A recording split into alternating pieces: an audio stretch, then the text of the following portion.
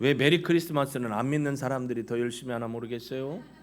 믿는 여러분이 더 열심히 하시고 즐거운 성탄입니다, 예수님의 탄생을 축하합니다 라고 인사할 수 있는 저와 여러분이 되시길 주님의 이름으로 축복합니다.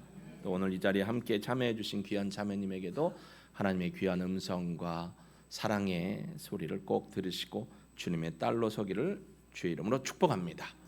여러분, 사람은요 영원한 것을 추구하고 싶습니다. 사실 영원한 것을 추구해요. 그래서 뭐라고 하냐면, 우리가 보통 쓰는 말 중에 본래적으로 우리 인간의 욕구인 것처럼 영원한 남녀간의 사랑을 막 데이트하고 물고 빨고 뭐 다 할 때 뭐라게, 내가 당신을 영원히,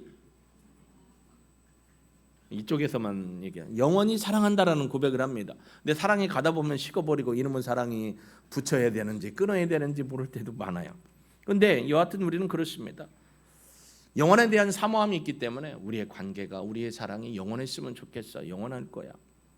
그리고 요즘 같은 시대에는 영원히 늙지 않았으면 좋겠어. 영원히 아프지 않고 건강했으면 좋겠어. 이런 생각과 말들이 자주 나오는 시대를 우리는 살고 있습니다. 영원히 늙지 않았으면 좋겠고, 영원히 당신과 나의 관계가, 또 우리 가정의 자녀들과의 관계가, 부부간의 관계가, 또 우리 가정이 하는 일, 손대는 일마다 좀 영원히 잘 됐으면 좋겠고, 번창했으면 좋겠고, 변하지 않았으면 좋겠어라는 마음이 우리의 마음에 아주 그냥 내적 소리로 자리 잡고 있는 것을 부인할 수는 없습니다. 그러니까 영원히 좀 건강했으면, 영원한 관계를 가졌으면, 그러니까 우리가 본성적으로 사람이 영원에 대한 뭐가 있어요? 갈급함이 있어요. 영원에 대한 소망함이 있다라는 겁니다. 그러니까 우리도 성경에서도 뭐라고 해요? 영원한 생명을 갈구합니까? 영원한 징벌을 갈구합니까? 영원한 생명을 좀 얻었으면 좋겠어라고 하는데, 하나님은 우리에게 이런 소망의 단어가 이루어질 수 있도록 이미 조치를 취해 놓으신 줄로 믿습니다. 영원한 생명을 얻을 수 있는 길을 하나님께서 우리에게 보여주셨고, 실제로 그러한 영원한 생명을 얻을 수 있도록 확증해 주셨습니다.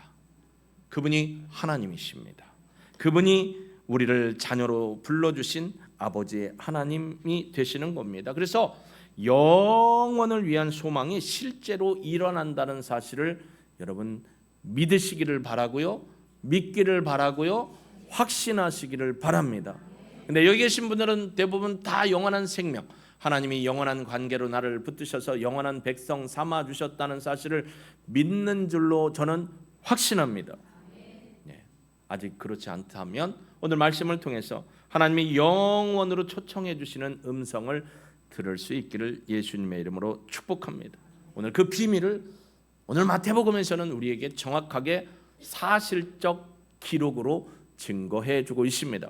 여러분, 마태복음 1장 1절에 보면 이렇게 성경은 시작합니다. 아브라함과 다윗의 자손 예수 그리스도의 세계라라고 했는데, 이 개역개정이나 옛날 개역 성경에는 세계라고 돼 있는데, 이게 영어로 보면 generation이라는 거예요, genealogy라는 거예요, 족보라는 거예요. 족보, 혈통적 가계, 족보. 그러니까 다시 얘기하면 예수님은 그 조상에 누가 있냐면 다윗이 있고, 더 올라가면 조상이 누구나 아브라함이다라고 기록된 족보에 있는 실제 인물이다라는 것을 성경이 사실적으로 기록하는 겁니다.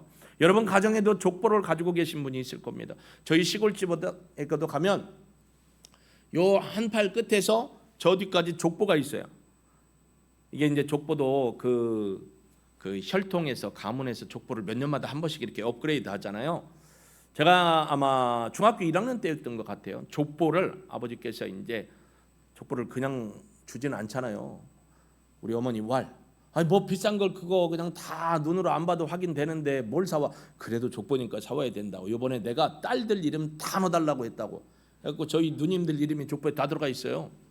보라고. 여기 저희들한테 보여주고, 이렇게 간지를 이렇게 10몇 건 되는 족보 중에 우리 집안 족보가 나온 거에다가 종이를 갖다 딱 꼈어요. 그것만 빼갖고 이렇게 피면 누구 이름, 저희 할아버지, 또 증조 할아버지, 고조부 할아버지 쭉 나와요. 여러분, 족보라는 게 뭐예요?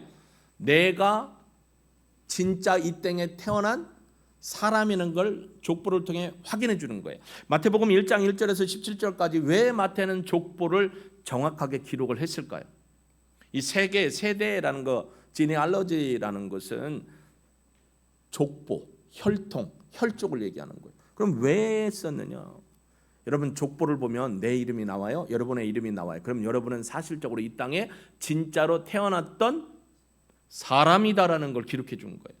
그럼 예수님의 족보가 있다는 것은 예수님도 진짜로 이 땅에 인간의 모습을 입고 태어나신 사람이라는 것을 확증해 주는 줄로 믿습니다. 그런데 그것만 끝난 게 아니에요. 마태는 예수님이 인간의 육신의 몸을 입고 이 땅에 태어난 것도 사실인데 우리랑 똑같이 태어나지는 않았다. 그래서 성경에 보면 뭐라고 돼 있어요? 성령으로 잉태하여 이 땅에 태어나셨다라고 증거를 해주고 있습니다. 왜 성령으로 잉태되었냐라고 설명하냐면, 여러분 예수님이 이 땅에 오신 건 하나님의 아버지로 오신 거예요. 우리의 죄를 사해 주시기에 오셨어요. 근데 죄 있는 인간이 죄 있는 인간을 사해 줄 수는 없어요. 똑같은 죄인이기 때문에. 그러니까 예수님은 성령으로 잉태되셨다가 육신의 몸을 입고 그대로 태어나신 겁니다. 성령으로 잉태됐다는 사실을 기록한 것은 그분은 하나님의 아들로서 뭐가 없는 분? 죄가 없는 분이라는 사실을 성경에 그대로 기록해 준 거예요. 그러니까 예수님은 육신적으로도 오시고 영적으로도 오신 진정한 참 인간이시고 참 신이신 분으로 이 땅에 오셔서 우리의 죄를 사해 주시기 위한 하나님의 거룩한 화목 제물로 태어나셨다는 걸 역사적인 기록을 통해서 해주고 계신 겁니다. 21절 한번 보실래요? 21절에 보면 우리 같이 한번 화면을 보든지 여러분 성경을 보시든지 함께 읽겠습니다. 읽을까요?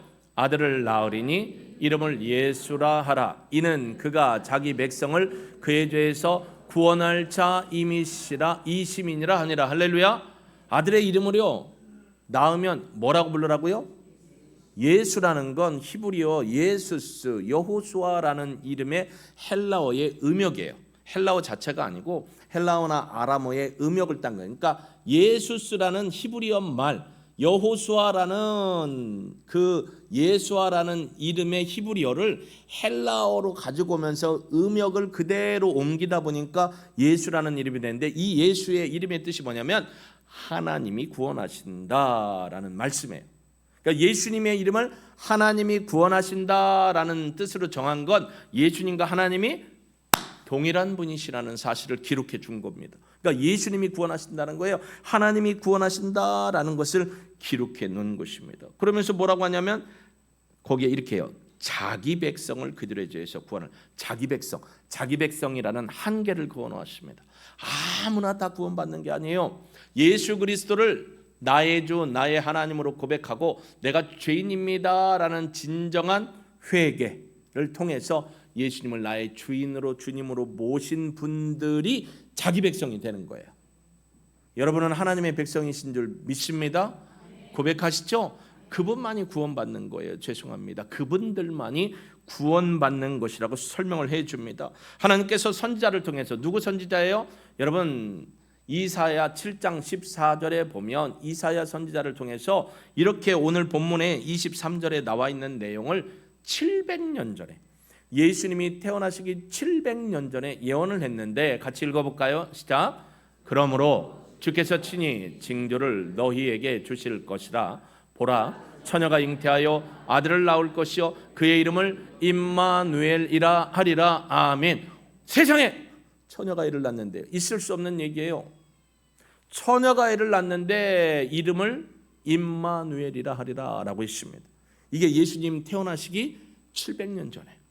여러분, 여러분의 이름이 적어도 50년 전에 여러분의 조상이 예언해가지고 50년 후에 고추 달리고 태어날 놈이 있는데 그 이름을 헌철이라고 해라 라는 소리를 저는 들어본 적이 없어요. 그냥 많이 가야 할아버지 할머니가 짓는 거고 가까이 가면 아버지 엄마가 짓는 거지 50년 전 아니요. 근데 700년 전에 선지자를 통해서 하나님께서 메시아로 이 땅에 오시는 분의 이름을 뭐라고 지으라고요?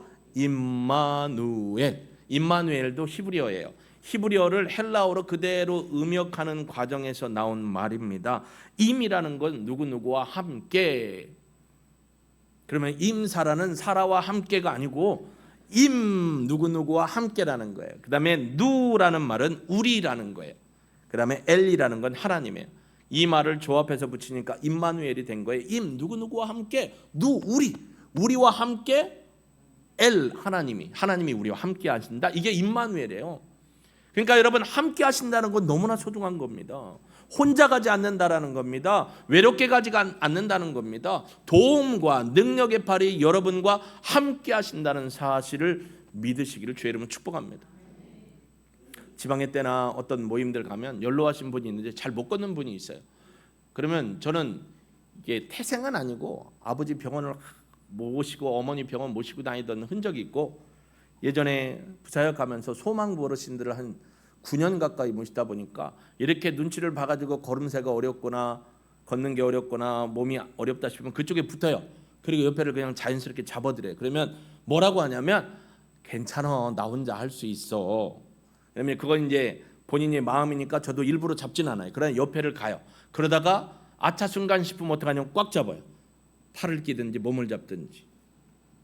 그러면서 뭐라고 하시냐면, 나중에 가서 보면 고마워, 뭐가요? 함께 해줘서. 근데 여러분에게 함께 하시는 분이 누구라고요? 임마누엘, 하나님이 함께 하신다는 거예요. 여러분, 목사는 힘이 있다가도 없을 수 있어요? 하나님은 힘이 없다가 없어지는 분 아니에요. 없다가 있는 분 아니에요. 늘 힘이 있고 권능이 있는 분입니다. 그 하나님이 누구와 함께 하신다고요? 예. 이런 때는 정말 자신 있게 나와 해야지 겸손한 거 아니에요. 그거는. 자, 다시 한번 맞춰보시자고요. 이 하나님, 이런 하나님이 누구와 함께 하신다고요? 나와 함께 하신다. 할렐루야. 그래서 하나님이 여러분을 붙드시는 거예요. 그게 임마누엘이라는 표현입니다. 예수님이 오시기 700년 전에 선지자 이사야. 여러분, 이사야라는 이름이 무슨 뜻인 줄 아세요? 이사야라는 이름도 여호와가 구원하신다라는 이름이에요. 그 어원이 예수와하고 똑같은 이름이에요. 그래서 이사야서의 핵심 메시지가 뭐예요? 하나님이 구원하신다. 이사야 선지자의 이름하고 메시지하고 똑같이 흘러가는 거예요. 예레미야 하면 하나님께서 굳건하게 세우신다라는 거예요. 선지자의 이름이 복음으로 같이 가는 겁니다. 임마누엘은 하나님께서 우리와 함께 하신다라는 겁니다. 임마누엘을 믿는 사람들은 어떠한 상황에서도, 그러니까 조금 불안할 수 있고 걱정이 될 수 있지만 그게 영원하지가 않아요. 왜요? 하나님께서 우리와 여러분과 함께 하시기 때문인 줄로 믿습니다. 두려워하지 마십시오. 걱정거리에 매몰되지 않기를 주의 이름으로 축복합니다. 여러분, 그림을 한번 보시면요, 우리 마야족에 대해서 한번 보시겠습니다. 마야족 속인데요, 이 마야족설을 보면 워리어, 저기 맨 왼쪽에 보면 워리어 있죠. 병사, 군사라는 거예요. 그 다음에 남자분들의 헤어스타일과 여성분들의 모습, 그 다음에 제사장의 모습, 그 다음에 왕의 모습이 있는 마야족입니다. 여러분, 마야족 하면 마야 문화가 생각나잖아요. 이 마야족인데 다음 장에 보면 여성분들의 의상과 이제 현재 모습들이죠. 그 다음에 다음 장을 보면 남성들의 원래 마야족의 모습이에요. 이 마야족의 모습을 가지고 영화를 만들었던 영화 중에 잔인한 영화가 있어요. 막 진짜 현실적으로 이렇게 보여주는데, 그걸 제가 한 30대 중반에 봤는데, 아포칼립토라는 영화거든요. 그게 이제 메시지가 약간 이 그리스도의 메시지, 아기로 태어나는 거, 구원자의 태어나는 모습으로 나오는 건데, 이분들이 마야족인데, 여러분, 이 마야족은요, 내려주세요. 멕시코 남부, 그리고 과테말라, 엘살바도르, 온두라스 지역에 거주하는 아메리카 원주민인들이에요. 이 찬란한 마야 문명을 건설했던 위대한 민족이에요. 근데 이분들이 오늘날에도 수백만 명이 마야인의 후손으로서 전통을 이어가고 또 살아가고 있습니다. 마야 문명은 쇠퇴했지만 이분들을 통해서 전통 종교와 기독교가 혼합된 상태로 그들의 문명을 계속해서 이어가고 있는데, 이분들의 삶과 언어와 생활을 연구하니까 마야족이 소망을 이렇게 표현해요. 마야족은 소망을 뭐라고 표현하냐면 무엇인가에 걸려 있다라는 것이 소망이라는 거예요. 무엇인가에 걸려 있다. 무엇인가에 걸려 있다, 무엇인가에 잡혀 있다라는 걸 소망이라는 단어 표현. 우리는 보통 소망하면 뭐예요? 바람이죠. 원하는 거죠. 근데 이 마야족에 있어서 전통적인 기독교적 의식을 가지고 표현한 게 무엇인가에 걸려 있다라는 걸 소망이라고 해요. 마야족에 있어 소망은 단순히 무언가를 바라고 희망하는 게 아니고요, 그들의 삶 전체를 어떤 특정한 대상, 신과 의지하여 그분에게 연결되어 고리가 걸려 있는 모습을 소망이라고 하는 거예요. 그러니까 소망은 마치 큰 배가 닻을 내려서 움직이지 않게 하는 거나 줄을 매달아서 그 줄을 잡고 살 수 있는 기회를 얻는 것. 여러분 아시지만 여리고성을 점령하러 갈 때 정탐꾼을 먼저 보냈죠. 그리고 정탐꾼을 보냈는데 막 추격조들이 오니까 숨겨졌어요. 누가 숨겨졌죠? 라합.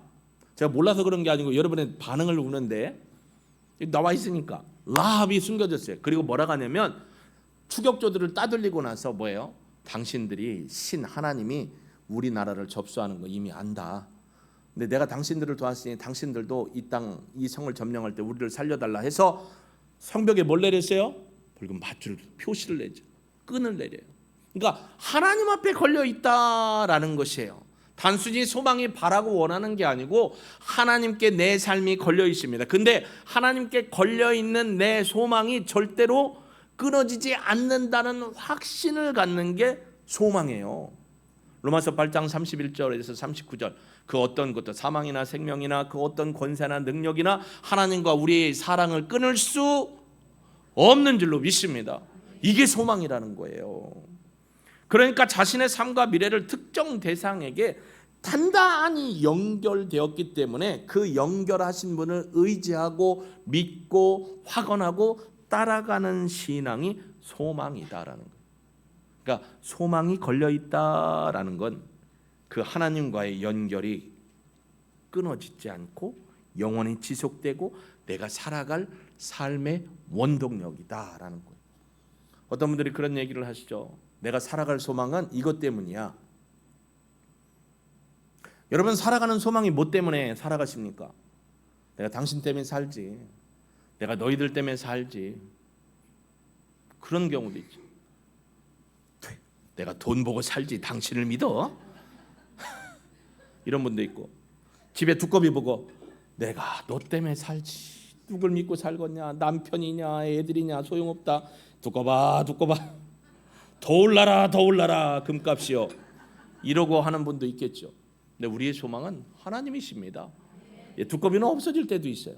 남편이나 자녀도 내 곁을 떠날 때도 있고 아니면 멀리 가야 할 때도 있어요. 그러나 하나님은 우리와 임마누엘, 영원히 언제나 함께 하시는 줄로 믿습니다. 그래서 하나님 안에서 소망이라는 단어를 성경에서 볼 때는 우리가 하나님께 어떻게 해요? 걸려 있다. 하나님께 붙들려 있다. 따라해 보실까요? 나는 하나님께 꼭 붙들려 있다. 할렐루야. 이게 소망이라는 겁니다. 예수 그리스도를 믿고 내가 죄인됨을 하나님 앞에 고백하고 회개하고 하나님의 아들 예수님을 구주로 모시고 구원받아 사는 백성에게는 하나님께 걸려있는 확신과 소망이 있는 거예요. 그러니까 하나님이 늘 함께 하십니다. 어려울 때 떠날까요? 함께 하시죠. 힘들 때, 내가 모양이 좀 초라하고 안 좋을 때, 사업이 안 되고 건강이 안 좋을 때 하나님이 에이 하고 떠나가실까요? 어떠실 것 같아요? 안 떠나십니다. 그렇기 때문에 우리의 소망이 하나님께 있다는 사실, 임마누엘의 믿음을 확신하며 살아갈 수 있는 우리 모두가 되시고, 여기 젊은이들도, 또 우리 젊은 부부들도, 또 우리 중년들도, 연차 드신 어른들도 계신데 소망이 하나님께 있음을 알고 하나님이 꽉 잡은 그 손을 절대로 놓지 않는다는 확신. 어쩌면 오늘 부르심을 받고 교회에 오셨지만 하나님이 영원에 대한 소망을 예수님을 통해서 주신다는 확신을 다시 듣고 믿음의 거룩함으로 하나님의 자녀가 되어 구원받는 하나님의 백성 되기를 주의 이름으로 축복합니다.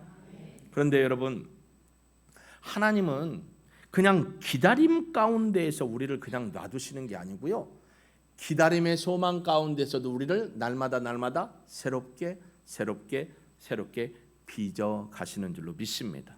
그걸 포이에마, 하나님이 새로운 창조물로 빚어 가시고 자라게 하시고 열매 맺게 하시고 능력 있는 삶을 살아가게 하시는 줄로 믿습니다. 여러분, 주께서 우리에게 말씀해 주셨잖아요. 요한복음 15장 포도나무 비유에서 요한복음 15장 2절에 보면 이렇게 말씀을 하십니다. 같이 한번 읽어봅니다. 시작. 무릇 내게 있어 열매를 맺지 아니하는 가지는 아버지께서 그것을 제거해 버리시고 무릇 열매를 맺는 가지는 더 열매를 맺게 하려 하여 그것을 깨끗하게 하시느니라. 아멘. 가지가 붙어 있다고 그대로 두는 게 아니에요.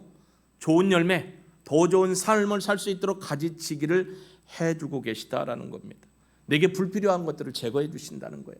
여러분 신앙생활하다 보면 어떻게 자연스럽게 주변 정리가 되거나 가지치기가 잘 돼요. 근데 가지치기가 안 되면 참 어려워요. 신앙생활하기가. 이것도 못 끊고 저것도 못 끊고 이 맛도 못 버리고 저 맛도 못 버리고 그러다 보니까 집중이 안 돼요. 그러니까 하나님에 대한 믿음의 확신이 스물스물 없어지는 경우가 있다라는 겁니다.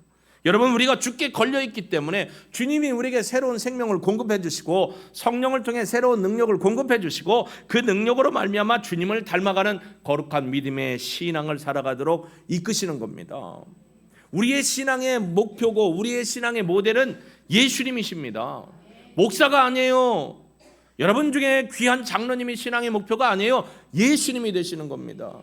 목사 믿었다가 신앙 다 날려버린 사람이 얼마나 많고 우리 교회 존귀한 권사님 존귀한 장로님 했다가 실망해서 얼마나 신앙이 무너지는 경우가 많습니까? 절대로 세계의 큰 교회 목사라고 우리 지역의 큰 교회 목사님이라고 따라가는 분이 아니라는 거예요. 우리의 신앙의 목표는 오직 예수 그리스도 한 분뿐입니다. 제가 시험에 들지 않도록 요 동네는 크게도 아멘을 하세요. 여러분 예수님이 우리 신앙의 목표고 우리가 닮아가야 되고 예수님의 언어와 삶과 인격과 사역과 모든 능력을 닮아가야 되는 것이죠. 그래야만 주님이 우리 가운데 기다림 속에서 좋은 열매를 맺어가도록 합니다. 누구의 열매를 맺어가야 돼요?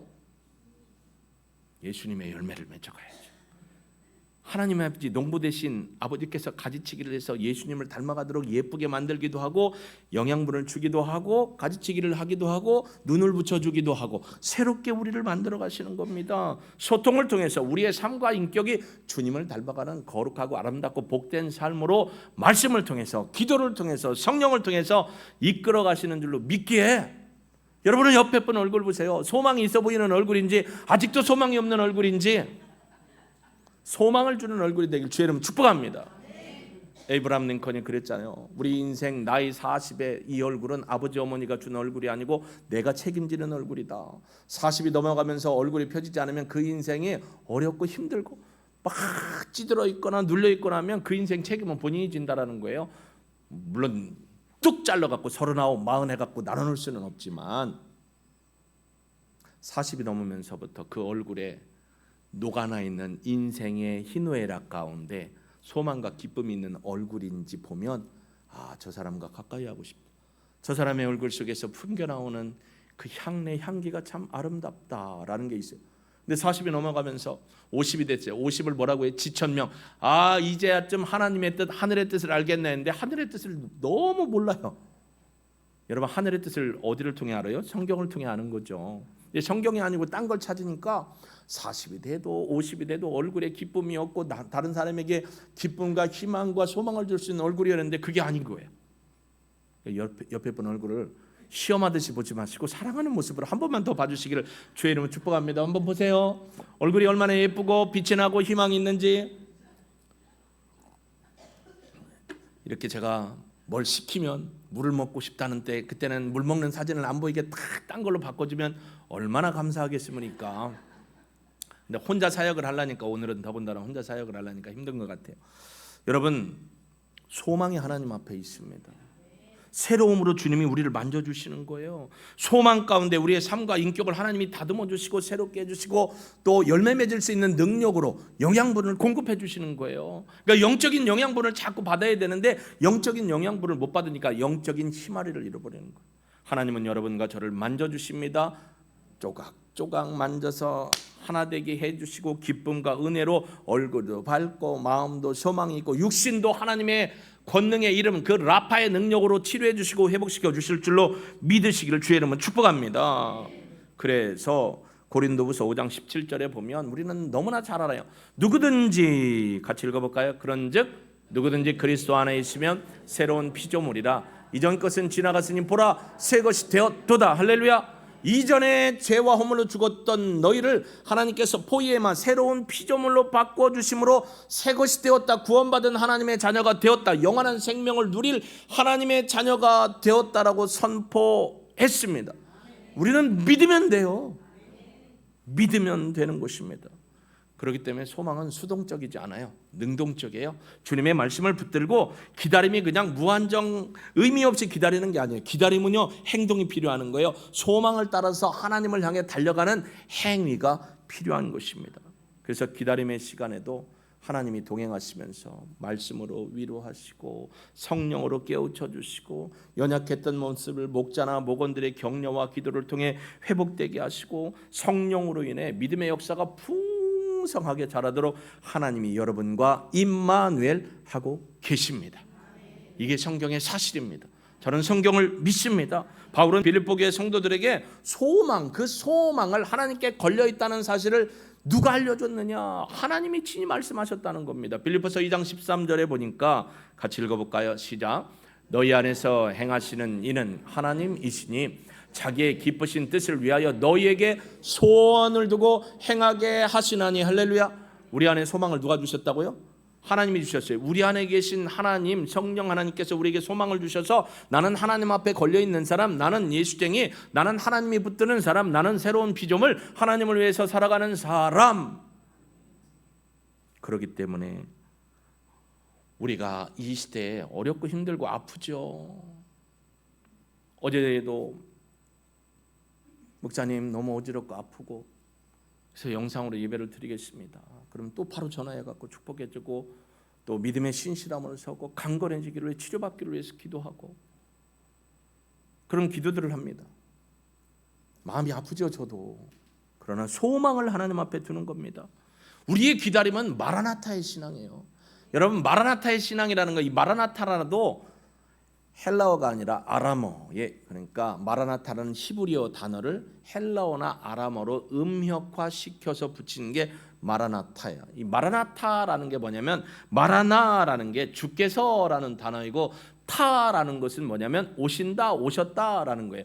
마라나타라는 것은 주께서 오셨다라는 거예요. 근데 요한계시록의 마라나타라는 것은 주께서 다시 오신다라는 소망을 가지고 기다림의 신앙으로 주님의 말씀 붙들고 인내하고 이겨내는 신앙을 우리에게 갖도록 하는 것입니다. 마라나타, 주께서 우리에게 다시 오신다. 여러분 주님이 오실까요? 안 오실까요? 주님이 오실까?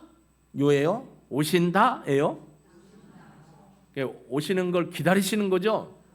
내일 왔으면 좋겠죠? 내일이라도 오시면 좋죠. 아유 고생 안 하고 아프지 않고 힘들지 않고 이 새끼들 먹여 살리는 것도 참 힘들고 남편 건사하는 것도 힘들고 정말 감사한 건 하나님이 저에게 아무거나 처먹는 입을 주셔가지고 없어서 못 먹을 뿐이지 다 먹어요. 근데 어떤 분은 아침에 하고 밥도 새로 해야 되고 반찬 아침에 반찬 점심에 반찬 저녁에 반찬이 바뀌어야 되고 우리 아버지도 좀 입술이 까탈스러워갖고 배고프면 때를 못 참으셨어요. 아버지 하늘에 계신 아버지 우리 하나님 아버지 말고 우리 선친 아버지 이 배고픈 때를 못 참으세요. 그래서 이게 배고프면 살짝 올라오는데 그게 우리 막둥이한테 어떻게 그렇게 닮아가고 얘는 배고픈 때를 넘어가면 그 다음부터 엄마가 차려줘도 안 먹어요.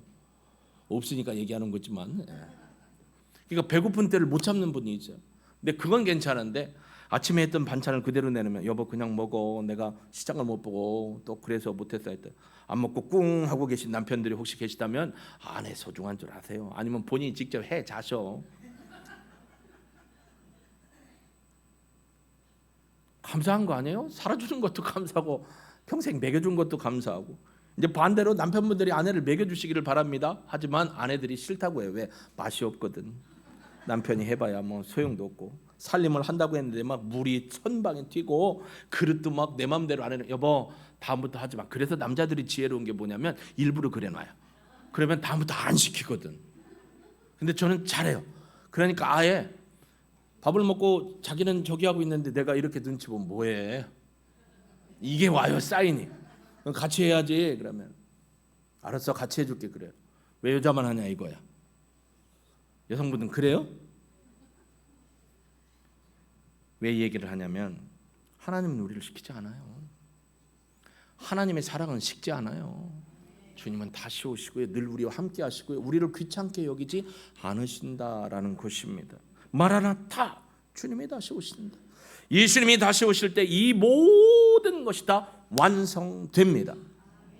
하나님께서요, 선지자들을 통해 약속하신 대로 메시아 되신 예수님을 이 땅에 하나님의 아버띠로 보내주셨어요. 아버띠가 뭔지 아시죠? 하나님의 거룩한 종이라는, 그 종은 노예가 아니에요. 둘루스가 아니에요. 노예가 아닌 종, 하나님의 거룩한 사신, 하나님의 거룩한 구속의 사역을 이루기 위해 하나님이 기름 부어서 이 땅에 보내신, 그래서 아버띠. 그래서 이사야 52장 13절에 보면 힘내 봐라, 지금 제가 여러분한테 하는 보십시오라고 한번 쳐다보잖아요. 이스라엘 백성을 향해 이사야가 그러니까 봐라, 야스킬 아버띠. 야스킬은 원어가 사칼이에요. 사칼, 지혜롭게 행동하다, 하나님이 주신 사명을 끝까지 완수하여 하나님 앞에 기쁨을 드리다. 이게 사칼이에요. 야스킬 아버띠. 아버띠가 뭐냐면 하나님의 기름 부음 받은 종. 그러니까 아버띠는 뭐냐면 하나님이 보내놓고 나 몰라가 아니고요, 하나님이 보내놓고 능력도 주시고 지혜도 주시고 때로는 보호해 주시고 덮어 주시고 이끌어 주시고 채워 주셔서 하나님이 주신 사명을 완수하기까지 붙들고 함께하는 종이 아버띠예요. 예수님이 하나님의 아버띠로 오셔서 구속의 사역을 이루신 줄로 믿습니다. 그리고 이 땅에 성령을 보내셔서 저와 여러분을 하나님의 때라폰 아버띠로 삼아주셨어요. 그래서 가서 하나님의 사역을 완수하도록 하나님이 성령의 기름 부어주시고 능력으로 함께해 주시고 채워주시고 끝까지 인도해 주시는 줄로 믿습니다. 하나님은 선지자들에게 약속하신 아버띠 메시아 예수님을 이 땅에 보내셨어요. 그게 22절이잖아요. 보세요. 이 모든 일이 된 것은 주께서 선지자로 하신 말씀을 이루려 하심이니. 자, 모든 일이 이렇게 이루어진 것은 하나님께서 작정하시고 이루신 것이다. 여러분, 예수님이 태어나기 700년 전에 이사야 선지자가 아까 얘기했지만 이사야 7장 14절 분명히 얘기했습니다. 뭐라고 얘기했죠? 보라, 처녀가 잉태하여 아들을 낳을 것인데 그 이름을 임마누엘이라고 하라고 했어요. 700년 전에 태어나시기 전에 이 모든 것을 완성하셨어요. 근데 이제 예수님께서 우리의 나무에 달려 십자가에 달려 우리의 죄를 대속해 주시고 부활하시고 승천하시고 어떻게 해요? 다리 재림할 거예요. 재림하셔서 하는 일이 뭘까요? 재림하시는 이유가 뭘까요? 여러분 잘 보세요. 중동 지역에 홍수가 났어요. 비가 얼마나 많이 왔는지 몰라요. 일주일 전에 홍수가 나가지고 집이 무너지고 갇히고 차들 둥둥 떠다니고 젊은 친구들은 이렇게 언덕길에서 막 홍수물이 짤짤짤 내려오니까 거기에 썰매 타듯이 내려오면서 막 웃어요. 그 재난 가운데 웃더라고요. 기분이 좋아가지고. 중동 지역에 웬만하면 홍수라는 게 있을 수 없어요. 홍수가 났어요. 지진이 엊그저께 7.2의 지진이 일본에서 있는데 일본이 계속 지진이 일어나고 있죠. 근데 일본 지진 전문가들은 9.0 이상의 지진이 올 거라고, 또 그러면 이제 쓰나미가 임할 거라고 했죠. 세계에 보세요. 대만, 인도, 중국과의 관계, 파키스탄과 인도와의 관계, 인도와 중국의 관계, 우리나라의 관계, 심지어 태국이 지금 깃발을 캄보디아에 꽂고 있죠. 국경선 넘어서 막 전쟁을 해요. 늘 기도하고 있지만 오늘 새벽에 그래서 제가 특별히 강태인 선교사님, 우리 좀 전에 여기 예배전 찬양 가운데 반주했던 우리 수진 집사님, 요 앉아 계시네. 수진 집사님 아버지가 강태인 선교사님 캄보디아. 새벽에 제가 카톡을 보냈어요. 선교사님 평안하시죠? 늘 기도하고 있습니다. 지금 국경 지역에 태국의 그 전투력에 의해서 캄보디아 국경을 뺏고 깃발을, 태국 깃발을 꽂고 있는데 어떤 상황이신지요? 어려움은 없는지요? 선교사님이 또 카톡을 보내셨어요. 일부 예배 올라오는데 카톡이 왔어요. 목사님들 기도해 주시고 동일교회 성도들이 위로해 주시고 격려해 주셔서 잘 이기고 있습니다. 저희는 국경에서 90km 정도 떨어져 있기 때문에 현재로서는 안전합니다. 제가 90km가 얼마인가 보니까 여기에서 천안시청까지가 90km예요. 그 길이에요. 먼 거 같죠? 아니요. 이런 모든 상황들이 마태복음 25장에 있잖아요. 마지막 때가 되는 그 징조로서 나오고 있습니다. 그러니까 우리는 누구를 기다려야 돼요? 다시 오실 주님을 기다려야 되는 줄로 믿습니다. 왜 주님을 기다립니까? 다시 오실 거라고 약속하셨거든요. 다시 오면 기다려야 되는 거예요. 그래서 사도행전 1장 11절에 보니까 이렇게 얘기합니다. 이르되 갈릴리 사람들아 어찌하여 서서 하늘을 쳐다보느냐. 너희 가운데에서 하늘로 올려지신 이 예수는 하늘로 가심을 본 그대로 오시리라. 할렐루야. 성경에 기록했어요. 참말이에요. 성경에 거짓말이면 예수님도 거짓말장이고 하나님도 거짓말장이고 저도 거짓말장이고, 네, 하나님은 거짓말장이 아니십니다. 사도 데살로니가후서 1장 10절에도 보니까 이렇게 얘기합니다. 그날에 그 that day, 예수님의 재림의 날에 그가 강림하사 하늘로부터 내려오사 그의 성도들에게 영광을 받으시고 모든 믿는 자들에게 놀랍게 여김을 얻으시리니 이는 우리의 증거가 너희에게 믿어졌습니다. 여러분, 예수님이 오신답니다. 믿으시죠?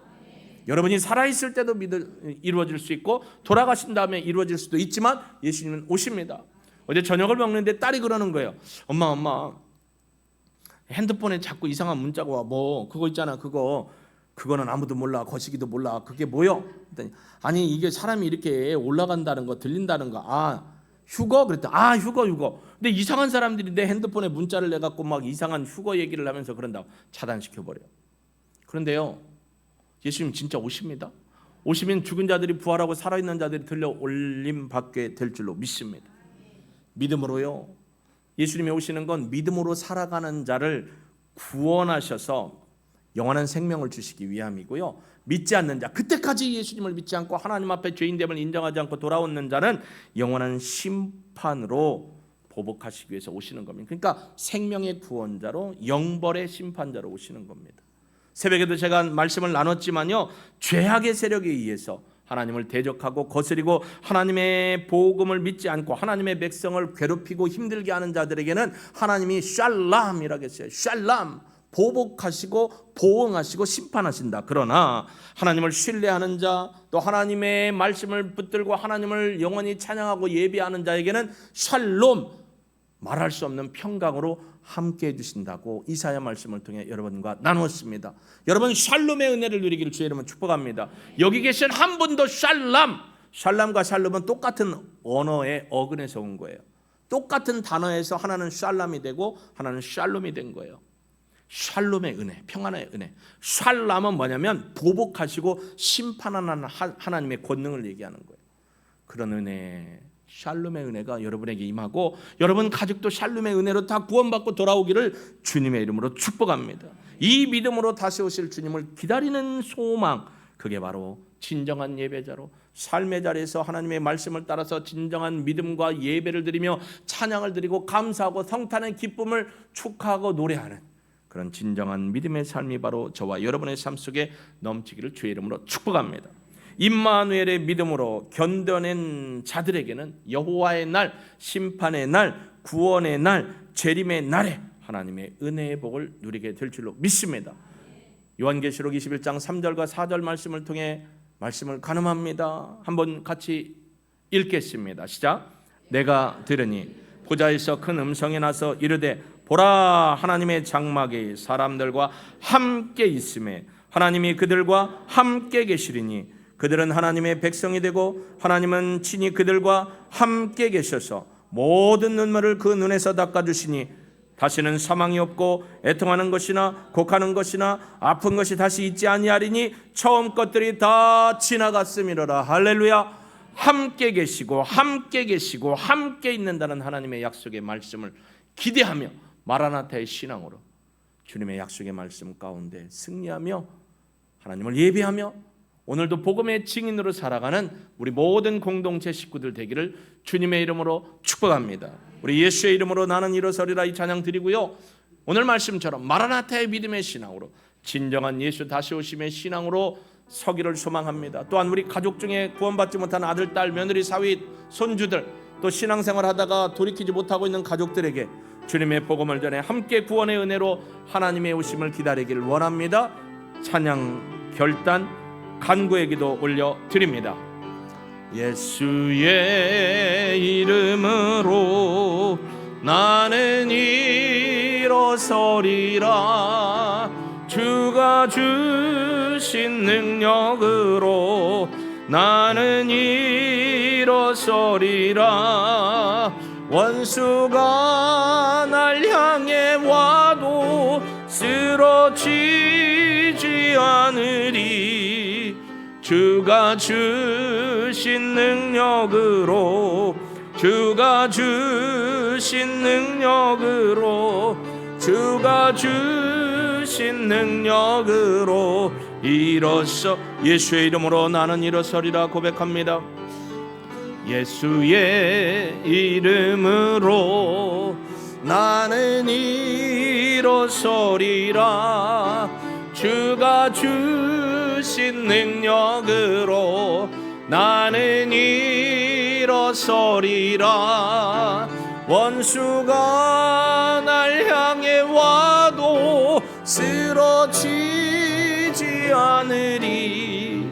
주가 주신 능력으로, 주가 주신 능력으로, 주가 주신 능력으로 일어서.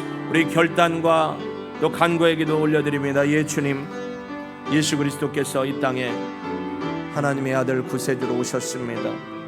그 예수 그리스도로 말미암아 죄사함 받고 구원받아 하나님의 자녀의 삶 살게 하심에 감사합니다. 아버지, 진정한 믿음의 고백을 통해서 다시 오실 주님을 마라나타의 신앙으로 바라보며 임마누엘의 믿음으로 늘 함께 하시는 주님의 은혜를 기억하며 살기를 원합니다. 또한 간과하옵기는 우리의 아들, 딸, 사위, 며느리, 손주들, 하나님 남편, 아내, 구원받아야 될 우리 가족들, 돌아와야 될 우리 가족들을 기억합니다. 주여 돌아오게 하옵소서. 예수님의 부르심의 소리에, 하나님 아버지의 부르심의 소리에, 주님 제가 여기 있습니다. 나는 죄인입니다. 내 죄를 용서하여 주시옵소서. 내 안에 오셔서 나의 주인이 되어주시고 나의 주님이 되어주시고 내 삶을 영원히 이끄시고 영원한 샬롬의 영생의 기쁨을 누리기를 원합니다. 간구하며 나가는, 또 치료받고 회복되기를 소망하며 아픔으로 눈물을 흘리며 예배드리고 있는 우리 식구들에게도 역사하사 여호와 라파의 능력의 하나님이 친히 친구가 되어주시고 구원하여 주옵소서. 주님, 우리 고통 중에 있는 우리 식구들 주의 놀라운 능력으로 치료받고 함께하기 원합니다. 오늘 오후의 전도에도 주님의 능력으로 역사하여 주옵소서. 예수님의 이름으로 감사하며 기도합니다. 아멘.